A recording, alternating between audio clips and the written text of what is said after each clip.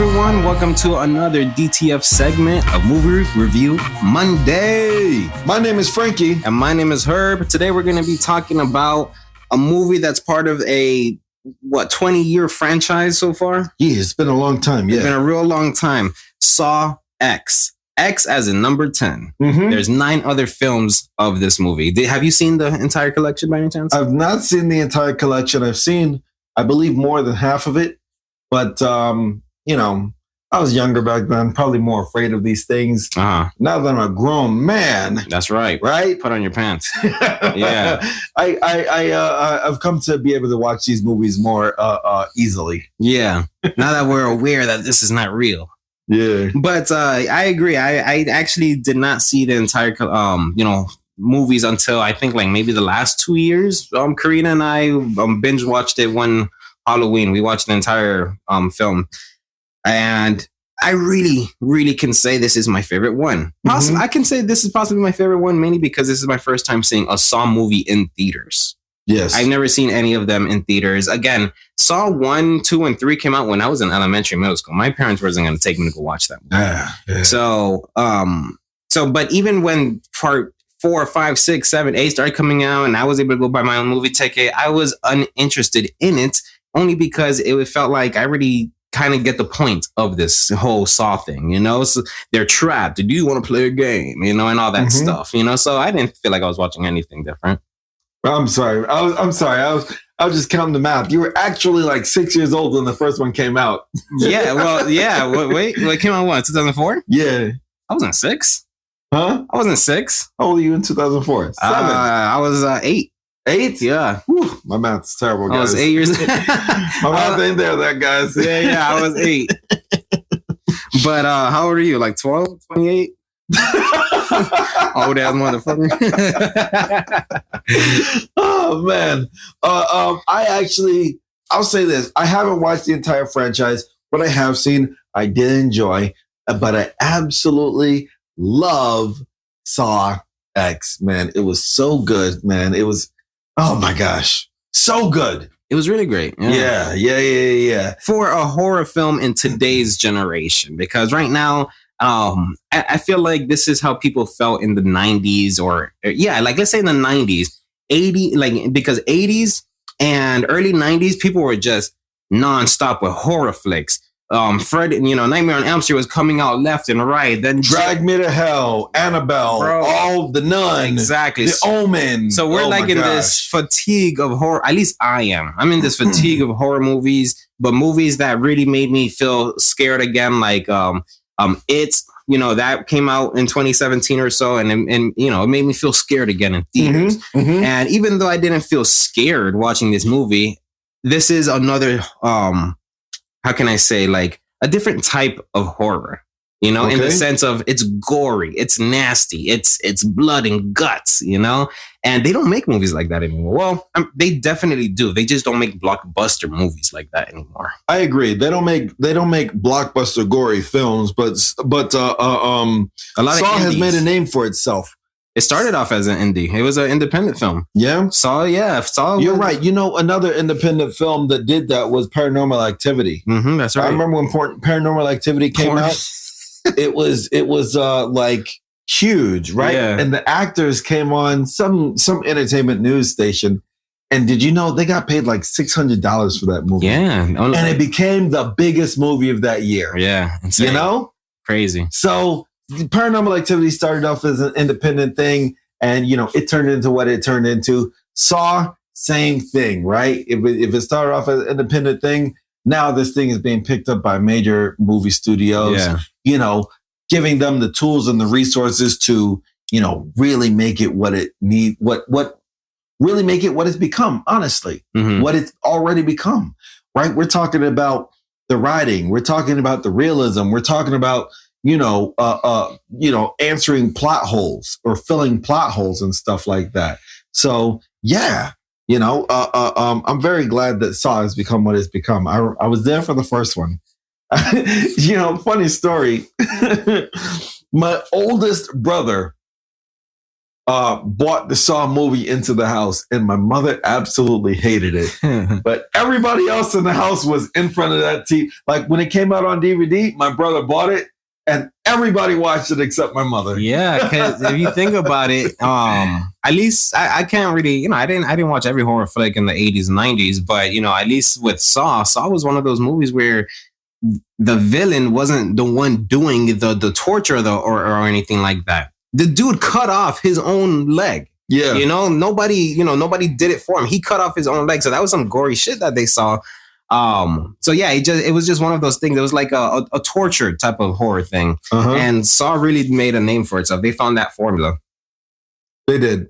I love how they created John Kramer. Like in the sense of, I was telling you about this. He is a horror icon. He's up in the list with Jason. He's up in the list with Freddy, Chucky. What's this dude called? Needleface? What's his name? Pinhead? Yeah. Needle. I think his name is Needleface. Isn't that Needleface? It's not Needleface, though. Oh, jeez. I don't know. But I know exactly what you're talking about. You know what I'm talking about. Yeah. Oh, man, dude. What are we doing? I'm going blank. I know what this name is called. I'll probably just yell it out in the middle of this episode once it hits me. Let's talk about the director. Who's this director? The director is someone who has directed previous Saw films before. So he's no stranger to, this type of, film, this type of horror genre. Was he there for the first Saw? For the first one, that's a great question. So let's see. It's going back to Saw 5. There goes number 4. Let's see. There goes 3, 2.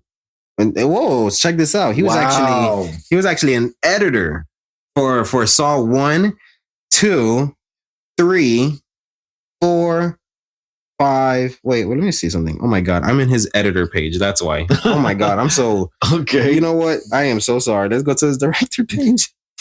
You know what? But still, he was an editor for Saw 1, 2, 3, 4. He was there from the beginning. Yes, that's the point. He didn't direct. The only ones he directed was Saw 4, Saw 3D, and Saw X. So 3 out of the 10. But he was an editor for all 10, though. Wow.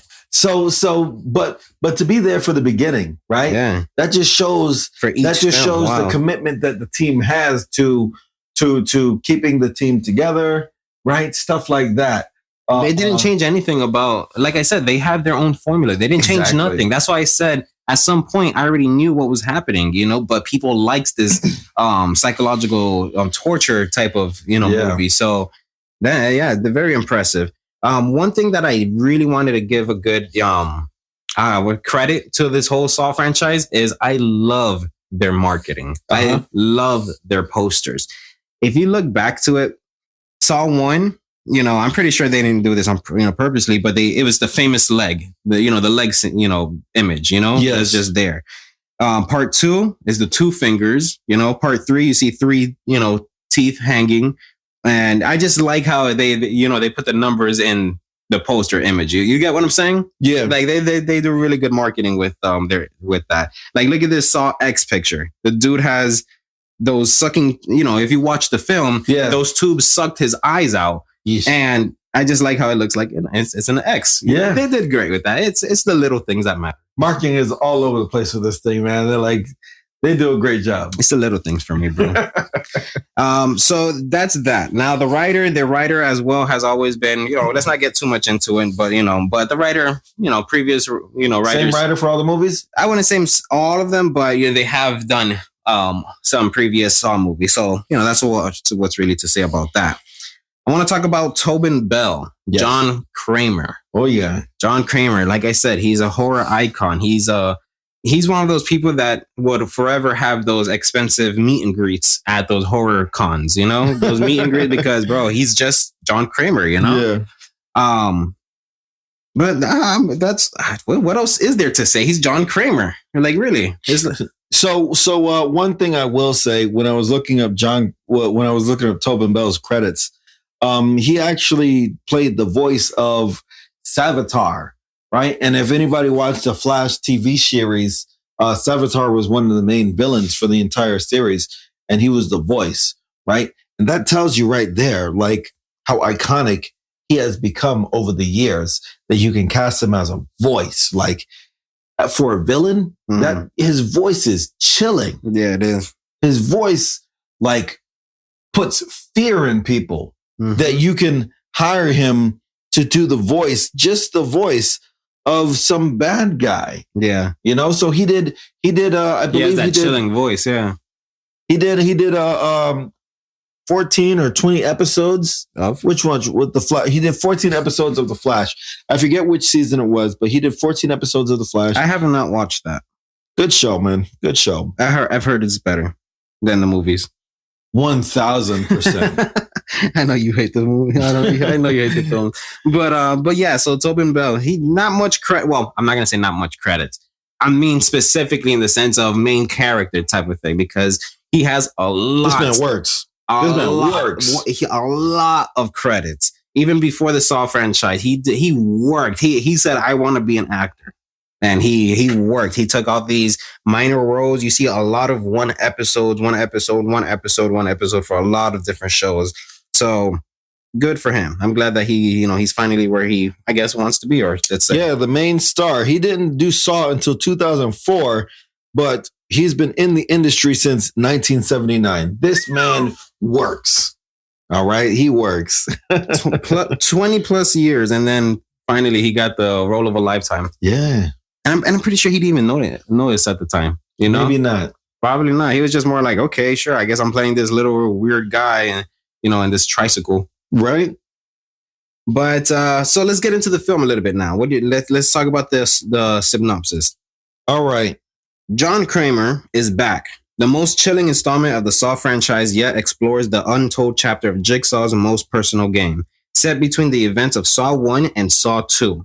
A sick and desperate John travels to Mexico for a risky and experimental medical procedure in hopes of a miracle cure for his cancer, only to discover the entire operation was a scam to defraud the most vulnerable. Armed with a newfound purpose, John returns to his work, turning the tables on the con artist in his signature way through a series of ingenious and terrifying traps. Mm-hmm. Bro, This was really, really good.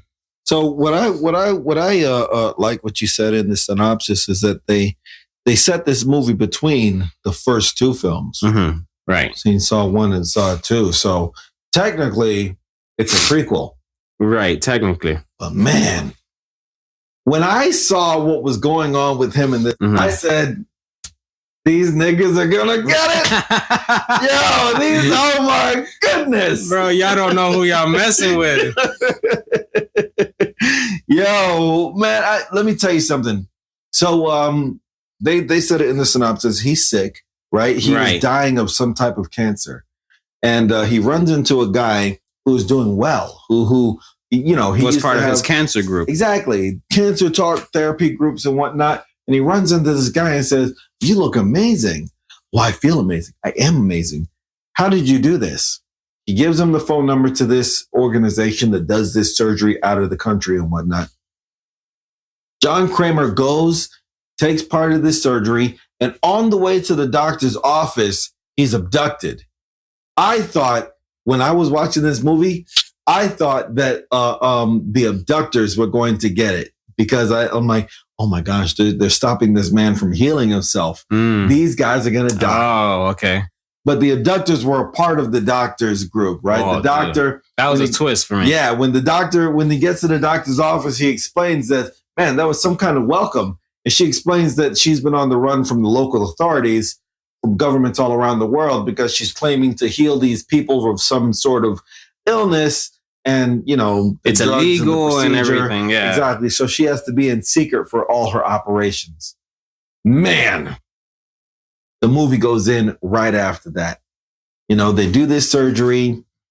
John Kramer, they explain to him, you're looking better. The surgery seems to be a success. Mm-hmm. He's like, I feel better and all that stuff. Bro, a whole placebo effect. Exactly. That's insane. The placebo effect. Exactly. The part that got me the most was when they were actually doing the surgery. Like, there is a scene where he's on the table, because what was unethical, I guess, or I don't know what was really, I forgot. But what was unethical was that they're keeping him in and out of, of sleeping and whatnot. Yeah, he's floating in and out of consciousness during the surgery. So at one point he's awake and they show, you see a reflection on the on the window, you see a reflection of the screen, and on the screen, you see them poking his brain. You see, the black, cancer, you're assuming it is. And you see that they're poking and everything, and they notice that, oh, he's looking, turn the, screen away. So it gives you that idea that, hey, like they really are doing a surgery, just to find out they never did the surgery. That was that was recorded. That was, oh my God, that was fake. He walks into a room where he sees this computer screen turned over. And when he picks up the computer screen, he sees those same images of his brain supposedly being poked into. Right. Turns out it's a video recording. What he does then, because after surgery, you have bandages and whatnot. Right. What he does after that, he looks into a mirror, removes his bandages, and he sees that they never cut his brain open. I said, oh my goodness. That got me. These niggas are going to get it. You know what I thought was going to happen? Because the reason how he ended up finding this video is because, he left the surgery and everything. He's happy. He has hopes again. Yeah. So he comes back to visit this little village that treated him so well during his stay, that when he comes back to see that everything is gone, as a matter of fact, everything's like ransacked. I thought that the government got to them, or, they were, scared away, kidnapped. So I thought, what a lot of people are doing nowadays, is making the bad guy the good guy. So now I'm here thinking John Kramer was going to go save them because they got kidnapped and all that stuff.